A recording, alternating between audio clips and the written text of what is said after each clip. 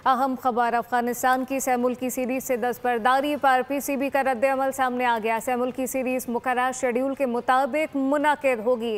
Pakistan cricket board की जानिब से वाज़ेह किया गया है। तीसरी टीम के इंतखाब के लिए ऑप्शन का जायजा लिया जा रहा है, जबकि बहुत जल्द फैसला कर लिया जाएगा।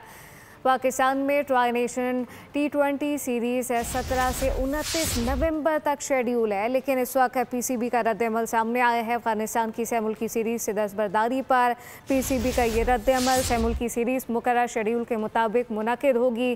पाकिस्तान क्रिकेट बोर्ड की जानिब से वाज़ेह किया गया है, तीसरी टीम के इंतखाब के लिए ऑप्शन का जायजा अब लिया जा रहा है, बहुत जल्द फैसला कर लिया जाएगा।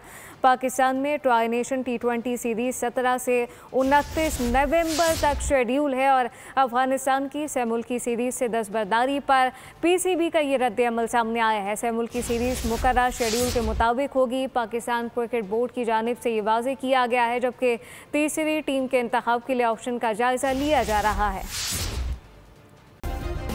सब्सक्राइब करें और बेल दबाएं ताकि कोई खबर रह न जाए।